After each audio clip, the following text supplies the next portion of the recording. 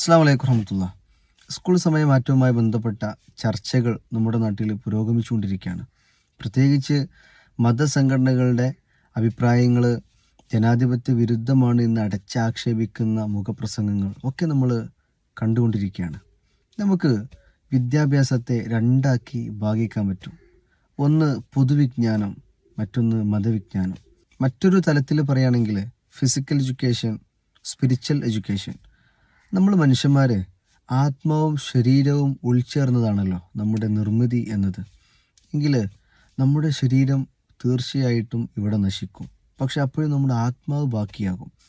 ഈ ബാക്കിയാകുന്ന ആത്മാവിന് വേണ്ടിയിട്ടുള്ള അറിവാണോ നമ്മൾ കൂടുതൽ നേടേണ്ടത്?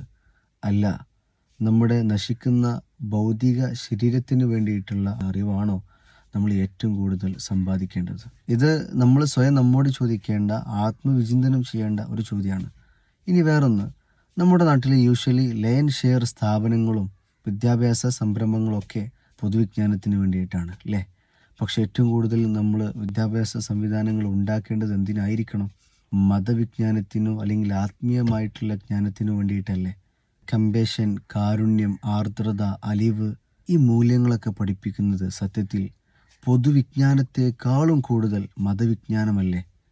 അതുകൊണ്ടാണല്ലോ നമ്മുടെ നാട്ടിൽ മറ്റ് ഏത് നാടിനേക്കാളും സംസ്ഥാനത്തേക്കാളും രാജ്യങ്ങളെക്കാളും ഒക്കെ കൂടുതൽ കാരുണ്യ പ്രവർത്തനം, അതുപോലെ ചാരിറ്റി പ്രവർത്തനം, അതുപോലെ ദുരിതാശ്വാസ പ്രവർത്തനങ്ങൾ, ഏത് ദുരന്തങ്ങളുണ്ടെങ്കിൽ അവിടെ കക്ഷി രാഷ്ട്രീയ ഭേദമന്യേ എല്ലാം മറന്നു ഒന്നിച്ചിറങ്ങി പ്രവർത്തിക്കാനുള്ള നിസ്വാർത്ഥമായ വളണ്ടിയർ സിസ്റ്റം.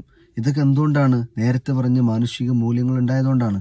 ഈ മൂല്യങ്ങളൊക്കെ നിലനിൽക്കുന്നത് ഈ ആത്മീയമായ മതപരമായിട്ടുള്ള ജ്ഞാനത്തിലാണ് എന്നതല്ലേ സത്യം?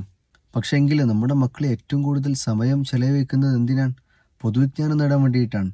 ട്യൂഷൻ സെൻ്ററുകളിൽ, സ്പെഷ്യൽ ക്ലാസ്സുകളിൽ, അതുപോലെ സ്കൂളുകളിൽ ഒക്കെ പഠിക്കുന്നത് പൊതുവിജ്ഞാനമാണ്.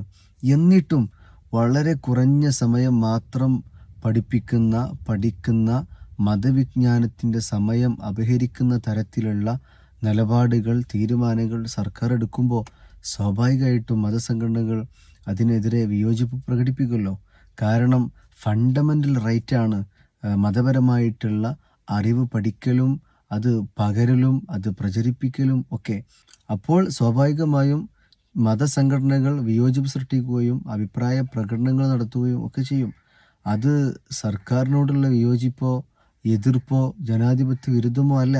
നേരെ മറിച്ച് ബഹുഭൂരിപക്ഷം വരുന്ന ഒരു സമുദായത്തിൻ്റെ അവകാശമാണ് എന്ന് മനസ്സിലാക്കി സർക്കാർ കൂടെ നിൽക്കലാണ് ഏറ്റവും ഉചിതമായത്.